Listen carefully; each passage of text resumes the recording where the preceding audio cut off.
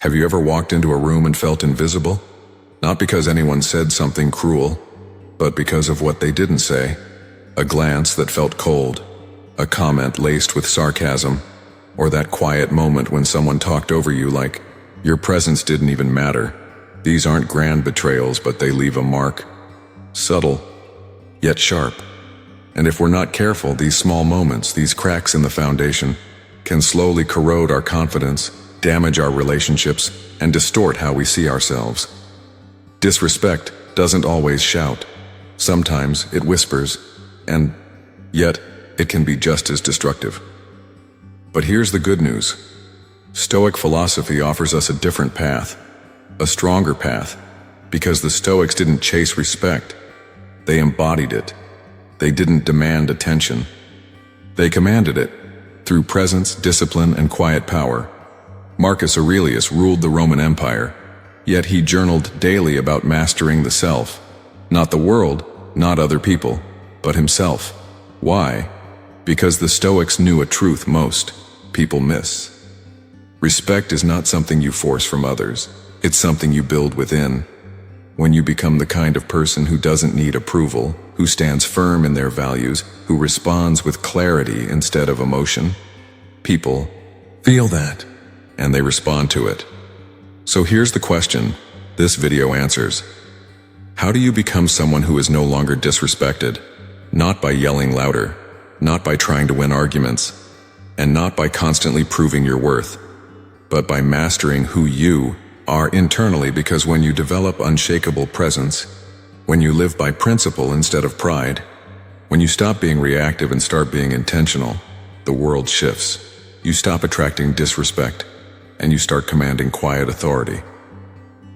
In this video, we're going to explore 9 timeless Stoic lessons, practical, powerful tools that will help you.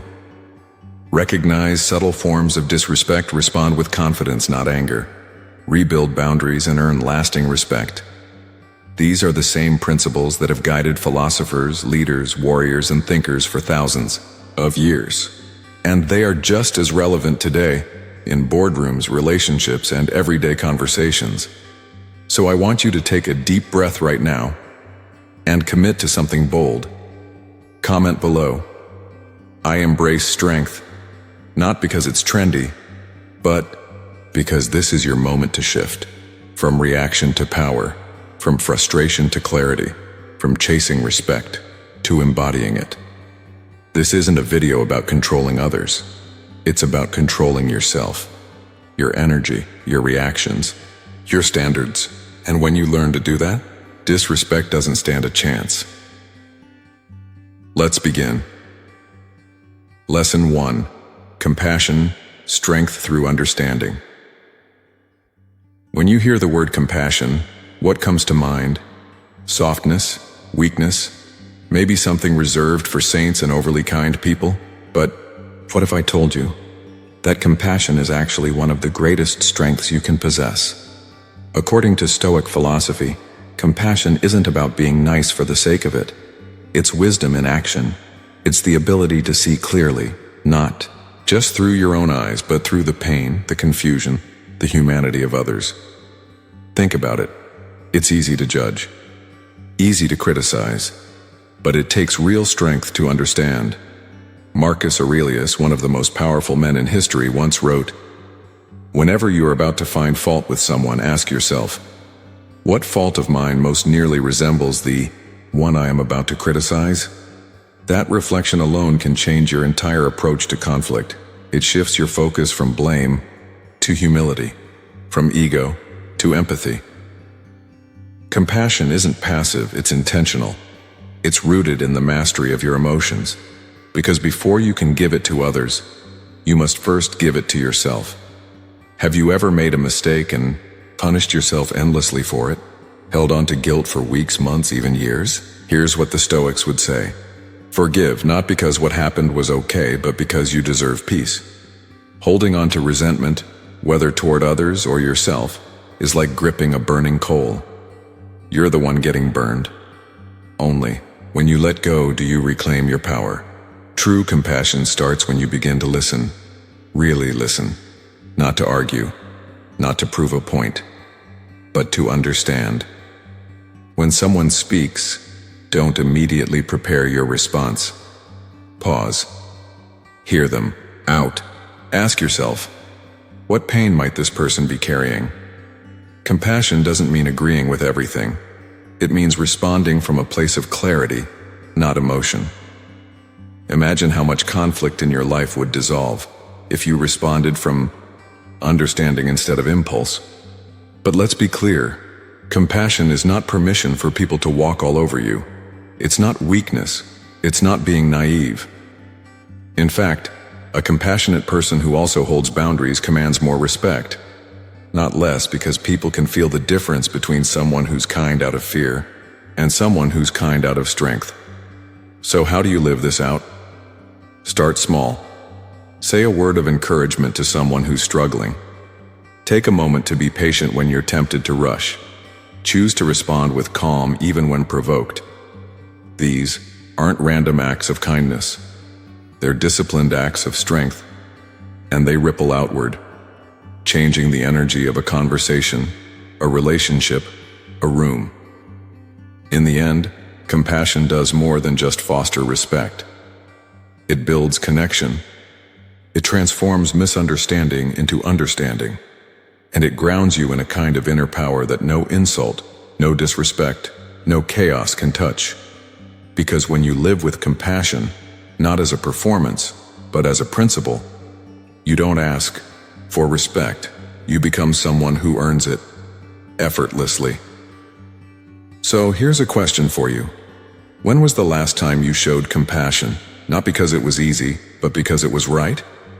Share your story in the comments. You never know who you might inspire, and if you're ready for the next Stoic virtue that sharpens your character and deepens your power, stay with me. Lesson 2. Right speech. Speak with integrity and purpose. Words, they can heal or they can destroy. They can build trust or break it. They can elevate a conversation or poison it. And the Stoics knew this better than most. They believed speech wasn't just noise. It was character revealed. Think about this for a moment.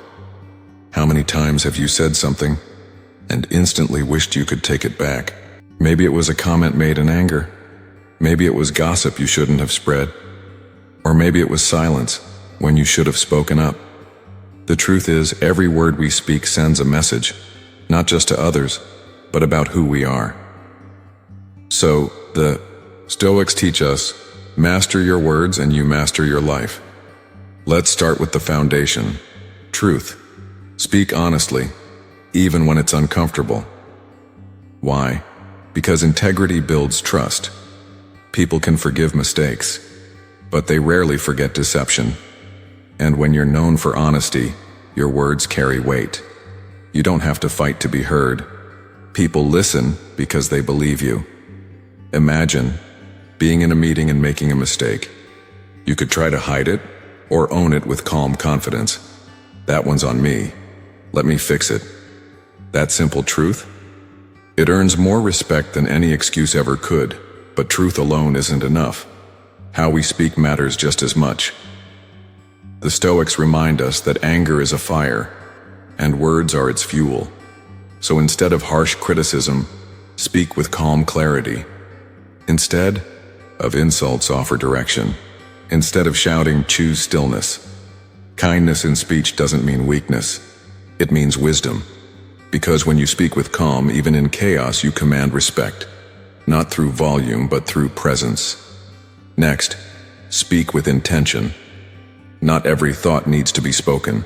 Not every opinion needs to be shared. Ask yourself, is what I'm about to say useful? Will it help solve a problem? Will it uplift or inform someone?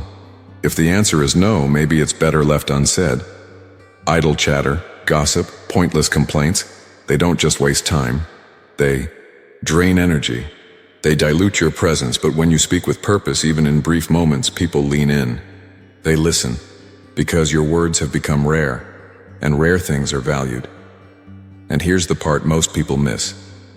Silence is a form of speech too. Sometimes, the most powerful thing you can say is nothing.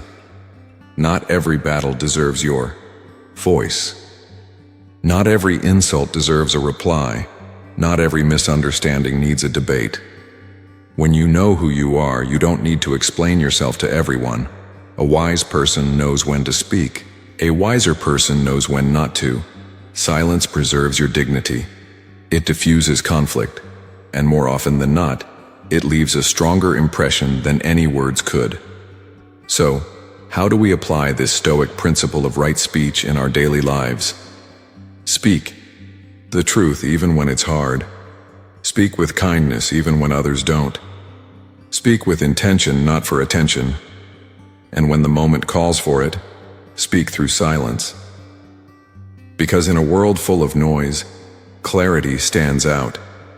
And when your words are anchored in integrity, calm, and purpose, you don't have to chase respect.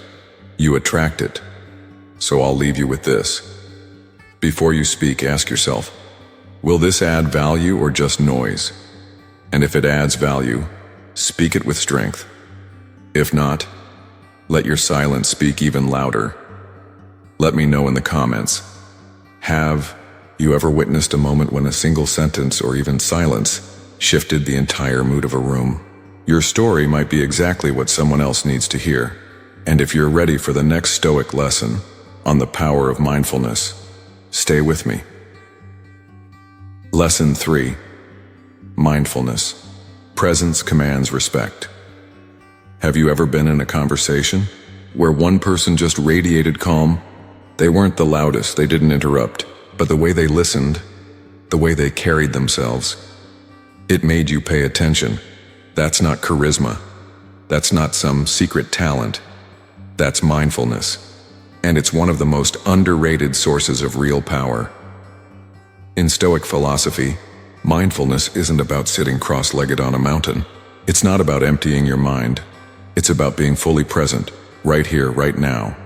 Not lost in past regrets, not racing ahead into future anxiety, but grounded, clear, in control, and in a world full of noise. Presence stands out like a lighthouse in the fog. Here's the truth. You can't command respect if you're constantly reacting. Think about it. When someone pushes your buttons and you snap, who's really in control? They are. But when you pause, breathe, and choose your response instead of being pulled by emotion, that's when the power shifts back to you. Let's look at a simple but powerful example. You're in a meeting. Someone unfairly calls you out in front of the team. Your heart races. Your ego wants to jump in, prove them wrong, win.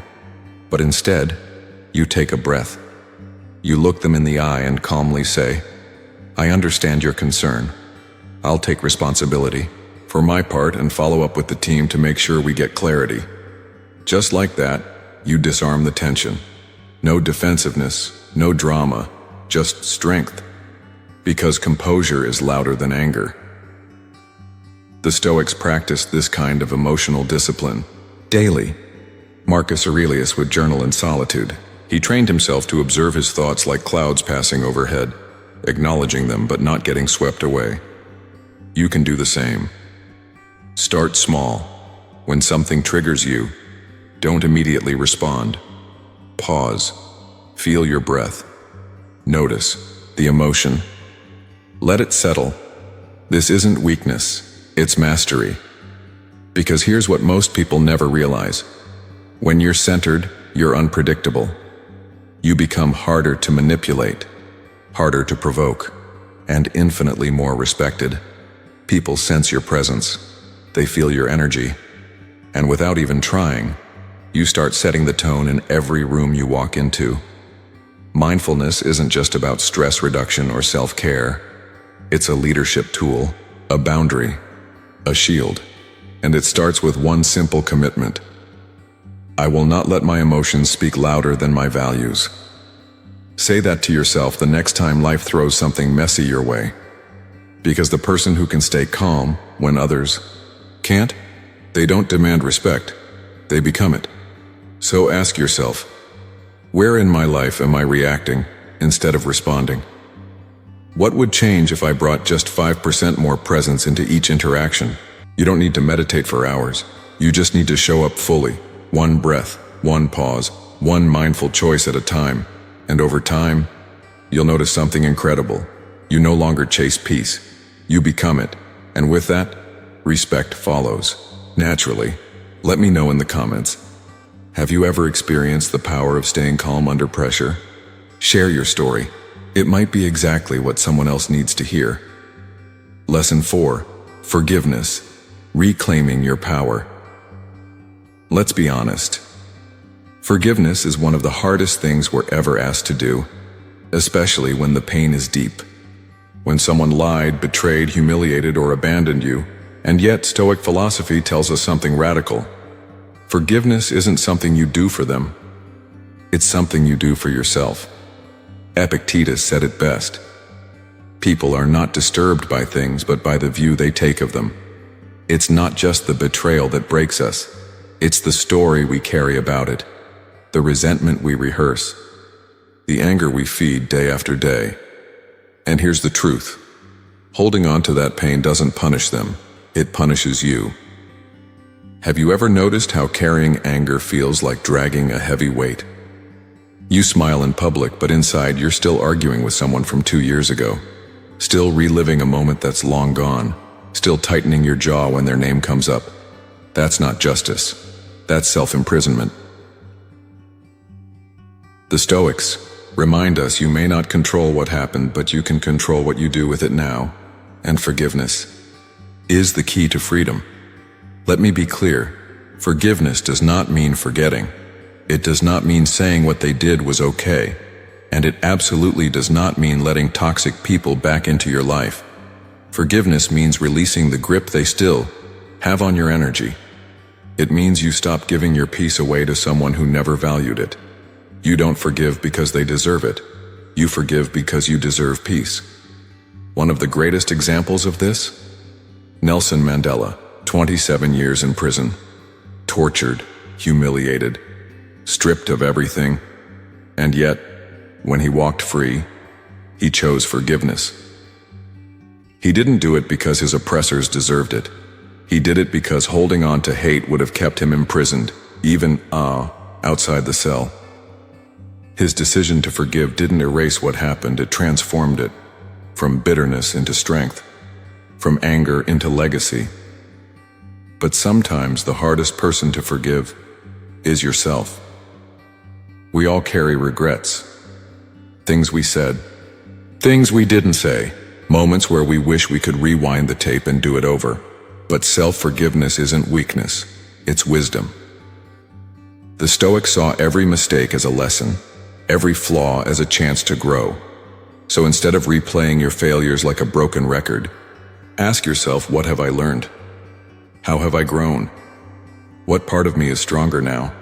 Because the goal of Stoicism isn't perfection, it's progress. When you choose forgiveness of others and of yourself, you gain clarity, you lower the noise, you reclaim energy you didn't even realize you were losing. Stress fades, peace deepens, and you become unshakable, not because life is easy, but because you are no longer enslaved to what's behind you. So let me ask you, who or what are you still carrying? What would your life look like if you finally let it go?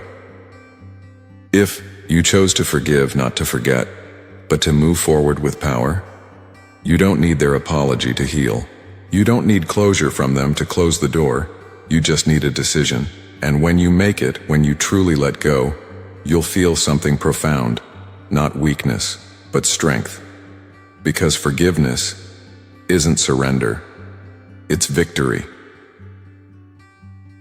Let me know in the comments, have you ever felt the weight lift after choosing to forgive? Your story could be exactly what someone else needs right now. Lesson 5. Non-attachment. Become untouchable. Let me ask you something. What would your life look like if nothing could shake you? Not praise, not criticism, not success, not failure. That kind of inner calm, that quiet power isn't found in control. It's found in non-attachment. Now don't confuse non-attachment with not caring. The Stoics weren't apathetic. They were deeply engaged in life. But they were free, because they didn't cling, not to outcomes, not to status, not to what others thought of them. Marcus Aurelius, the philosopher-emperor, wrote, "You have power over your mind, not outside events. Realize this and you will find strength." In other words, focus on your effort. Let go of the result. Because no matter how hard you try, life will always be unpredictable. Think about how much stress comes from trying to force things to go your way. You send the email and obsess over the reply. You apply for the job and spiral over the outcome. You share your idea and wonder if they liked it enough. But what if you could just do your best and release the rest? That's not weakness, that's freedom. Seneca, another great Stoic, took it even further. He warned against being enslaved by material things. He said, "It is not the man who has too little, but the man who craves more that is poor."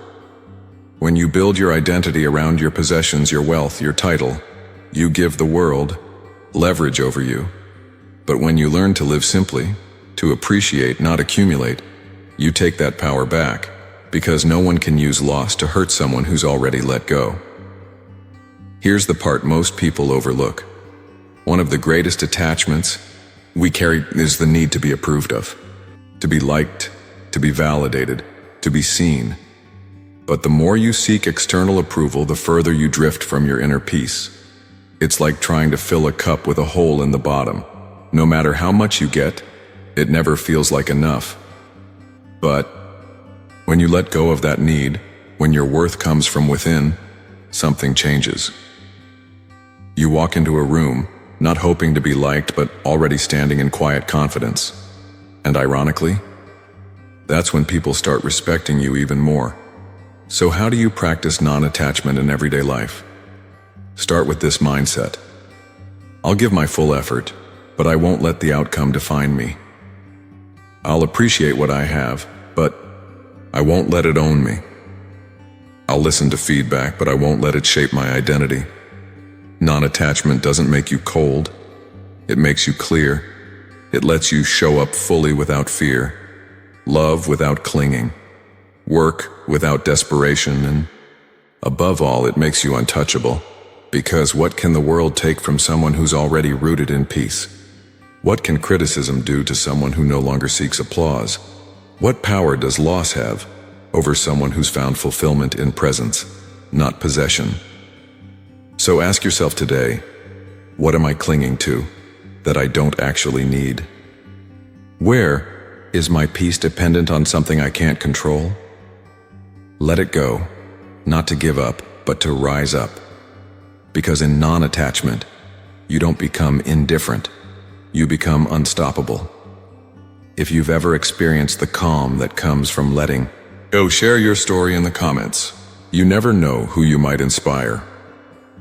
Lesson 6. Humility, the quiet confidence of the wise. Let's clear something up. Humility is not weakness. It's not self-deprecation. It's not shrinking yourself to make others comfortable. True humility is strength under control.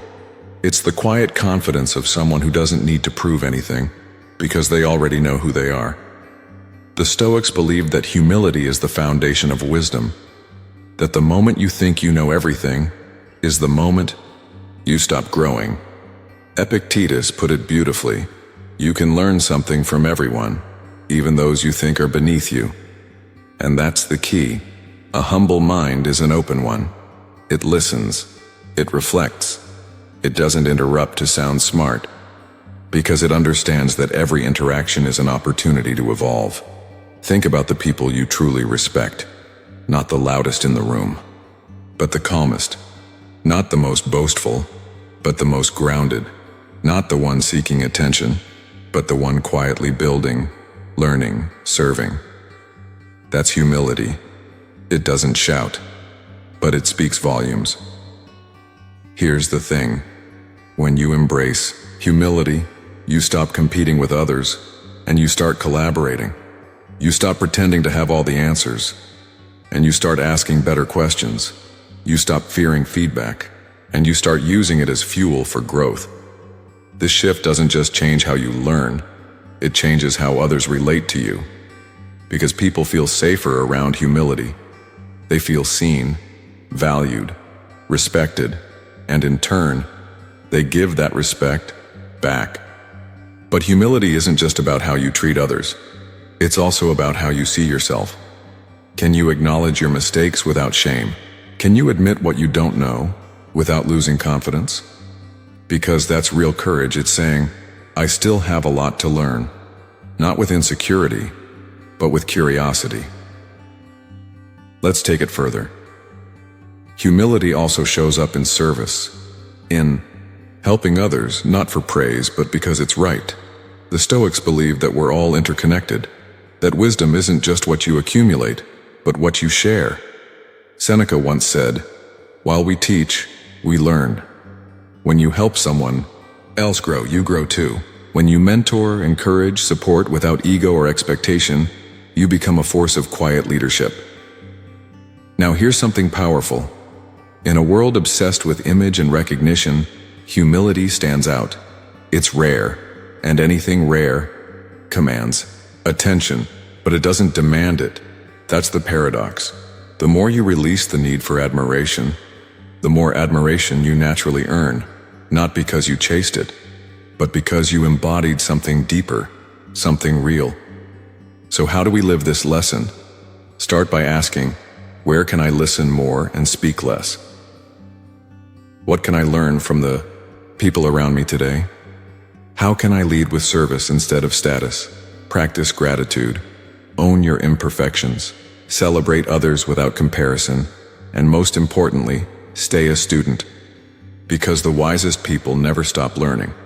In the end, humility isn't about thinking less of yourself. It's about thinking of yourself less often, so that you can focus more on what truly matters. And when you live this way, grounded, generous, curious, you become magnetic. You inspire without needing a spotlight. You rise above ego. And in doing so, you earn the respect that others try so hard to demand. Let me ask you, who's someone in your life who radiates quiet confidence? What have they taught you without even trying? Share your thoughts in the comments. Your reflection might open someone else's eyes. Lesson 7. Patience, endurance without losing control. Let me start with this. Patience isn't passive. It's not sitting quietly waiting for life to sort itself out. It's not weakness, it's power under pressure. True patience, Stoic patience, is an active discipline. It's the ability to stay calm and clear while the world spins in chaos around you. And in today's world, that kind of strength is rare. We live in an age of urgency. Fast news, fast emotions, fast reactions. Someone disrespects you? Snap back. A situation frustrates you? Walk out. Something doesn't go your way? Give up. But here's what the Stoics knew and what we've forgotten. The strongest person in the room is the one who can wait without losing themselves. Seneca once said, difficulties strengthen the mind, as labor strengthens the body. In other words, every test of your patience is an opportunity to grow. Let me give you a real-world example. You're in a meeting. A colleague publicly blames you for something that wasn't your fault. Now, your ego wants to react, defend, interrupt, retaliate. But instead, you take a breath, you listen, you respond with composure. I appreciate the feedback. Let's clarify what actually happened so we can move forward. No drama, no anger, just steady leadership. That moment, that choice, commands more respect than any loud defense ever could, because patience isn't about staying silent. It's about staying centered. Here's the truth: the impatient person reacts. The patient person responds. And in that pause, in that space between stimulus and response, lives your power. It's where better decisions are made, where relationships deepen, where your reputation is built. Because anyone can explode. Anyone can lash out.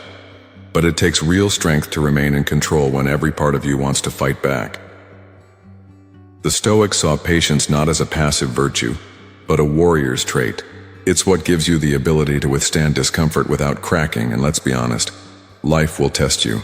Delays, rejections, criticism, injustice. But when you respond with patience instead of panic, you flip the script.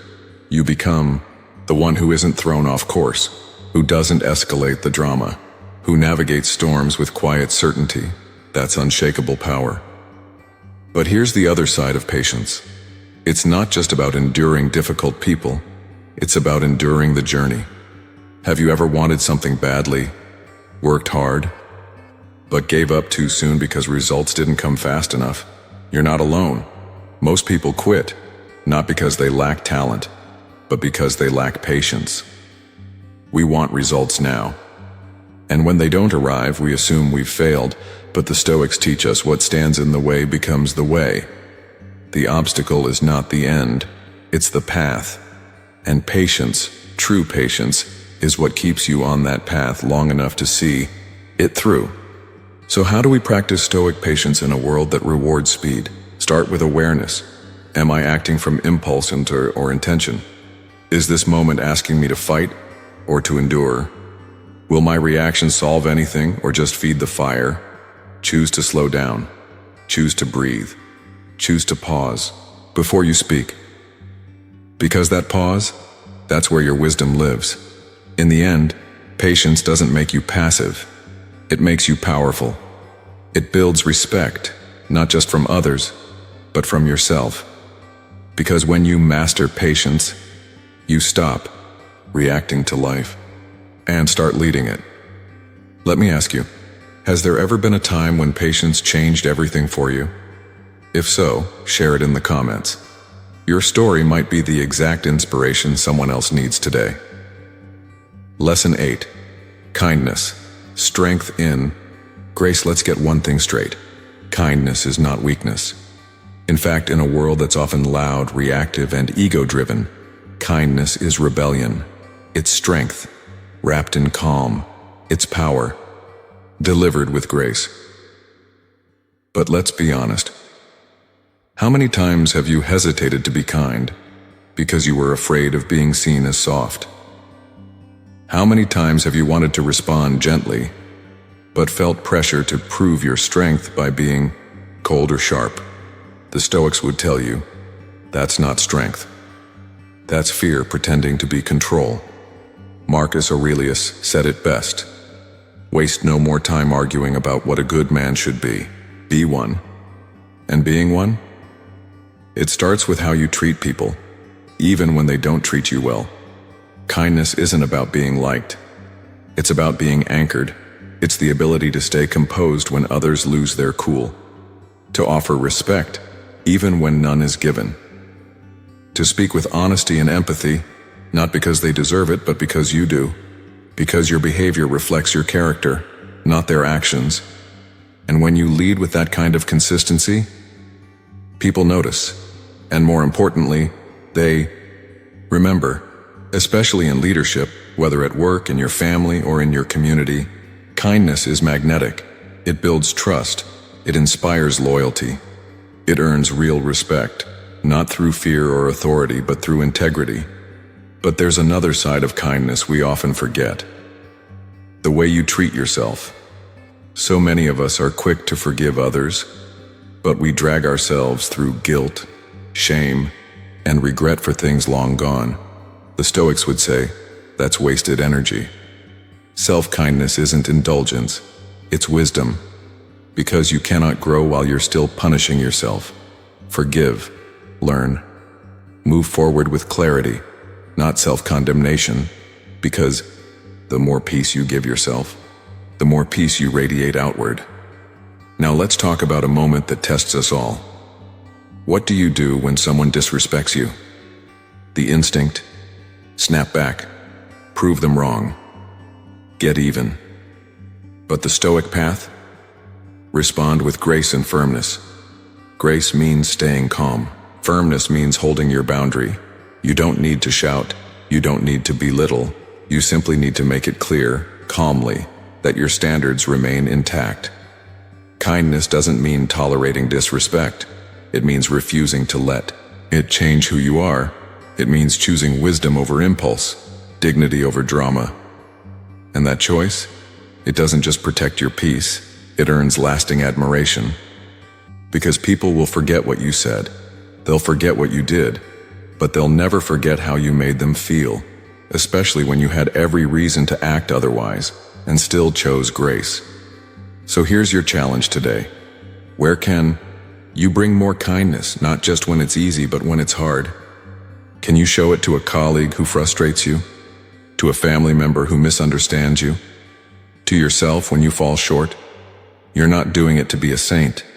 You're doing it because kindness, when practiced with clarity and courage, is pure Stoic strength. If you've ever witnessed how one kind word shifted an entire moment, or how quiet compassion built trust over time, share it in the comments. Your story may remind someone that grace is not weakness, it's the highest form of power. Lesson 9. Gratitude, the foundation of inner power. If you're looking for strength, not the kind that dominates others, but the kind that anchors you, look no further than one quiet, underestimated virtue: gratitude. Now don't confuse it with a fleeting, feel-good moment. Gratitude isn't just saying thank you when things go well. It's not a nice to have when life is easy. Gratitude is a discipline. It's a decision to focus not on what's missing, but on what's already here. And that shift, it changes everything. The Stoics understood this deeply. Marcus Aurelius, facing political pressure, war, illness, still chose to begin his mornings with reflection. He wrote, "You have lived your life. Now take what's left and live it properly." He didn't dwell on how little time was left. He focused on how much could still be done with the time he had. That's gratitude in motion. Not denial of pain, but presence, despite it. Let me ask you, how often do you wake up and immediately think about what's lacking? The money you don't have yet, the recognition you didn't get, the problems waiting for you, but what if instead your first thoughts were, "I'm breathing. I have another shot at this. There is something right now I can be thankful for." Because no matter what's missing, there's always something here. The warmth of sunlight, a lesson from yesterday's mistake, the ability to change course today. One of the most powerful habits? Gratitude journaling. Each day, write down just 3 things you're grateful for. They don't have to be profound. They just have to be real. Maybe it's a quiet moment with your coffee, a kind word from a friend, or the fact that you kept going, even when you felt like giving up. This practice rewires your focus from scarcity to abundance. And over time, it builds a mindset that becomes harder to shake, no matter what life throws at you. But don't stop there. Express it. Gratitude unspoken is like a gift never given. Tell the people in your life what they mean to you. Thank the coworker who helped you out. Acknowledge the friend who always shows up. Even just a sincere "I appreciate you" can deepen a relationship in ways no big gesture ever could. Because people remember how you made them feel, especially when they felt seen. And when you live with this kind of awareness, you start building bonds rooted in respect, not transaction. Now here's something powerful. Gratitude builds confidence, not the loud, showy kind, but the quiet kind that says, "I may not have everything, but I'm at peace with where I stand." That peace becomes presence. That presence becomes power. Because the person who appreciates what they already have, they can't be easily rattled. They're not chasing because they're already standing on solid ground. And that calm, grounded energy, it draws respect without ever asking for it. So here's your challenge. What's one thing you can be grateful for today? Not after life improves, not once the struggle's over, but right now, in the middle of it. Write it down, say it out, loud, and let it anchor you. Because when you start from gratitude, everything else flows stronger. Clarity, resilience, connection, dignity. Gratitude is not a reaction, it's a foundation. If you've experienced the quiet strength that comes from living with gratitude, I'd love to hear your story. Share it in the comments. You never know who might need your perspective, and remember, the most powerful life isn't built on what you're chasing, it's built on what you've already chosen to value. That is Stoic strength. So let's bring it all together. After everything we've explored, after 9 timeless Stoic lessons, there's one truth that echoes through them all. Respect is not something you chase. It's something you attract. It doesn't come from raising your voice. It doesn't come from demanding attention. It comes from mastering yourself. You see, the Stoics never promised that life would be easy.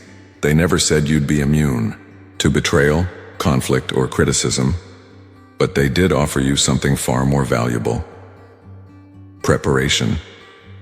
Because when you're rooted in principle, when your mind is calm, when your actions are consistent, you're not just reacting to the world, you're leading yourself through it. And that leadership, that quiet, steady strength, that's what earns respect, without needing to ask for it. Let's reflect on what you've learned. You learned to lead with compassion, not weakness, but wisdom in action. To speak with clarity, intention, and calm. Letting your words shape your world with purpose. You discovered the strength of presence. Mindfulness that commands attention, even in silence. You understood that forgiveness isn't about others. It's how you reclaim your power. You embraced non-attachment, letting go of outcomes, status, and validation so you could rise above the noise. You stepped into humility, choosing to grow, collaborate, and lead without ego. You learned the discipline of patience, enduring without losing control, choosing composure over reaction. You embodied kindness, not as compliance but as strength guided by grace. And finally, you rooted yourself in gratitude, seeing not what's missing, but what's already here. Each of these lessons isn't just philosophy. It's a blueprint for power. Not the kind that dominates others, but the kind that builds peace, resilience, and deep, lasting respect. So what now? You may not be able to avoid disrespect. You may still face difficult people, unfair situations, or betrayal you didn't see coming. But the difference is, you'll be ready. Because now your respect isn't hanging on what others think. It's built on what you've become. Every time you choose patience over panic, humility over ego, silence over outrage, discipline over impulse, you're not just earning respect from the world, you're earning it from yourself. And that's unshakable. So here's my invitation to you. Keep practicing, keep returning to these lessons, because Stoicism isn't something you master in a day. It's something you return to, especially when life gets difficult. Let these principles anchor you, let them shape your choices, let them sharpen your presence, and you'll find that you no longer need to fight for respect. You'll become the kind of person who commands it, simply by being you. Before you go, I'd love to hear from you. Which Stoic lesson spoke to you the most? What mindset or moment from this journey will stay with you? Share it in the comments. Because your insight, your experience, might be the exact spark someone else needs to hear.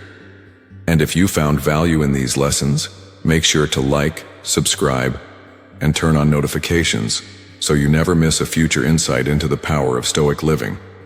Respect begins with you, not in chasing approval, but in choosing strength, wisdom, and peace every single day. See you in the next video.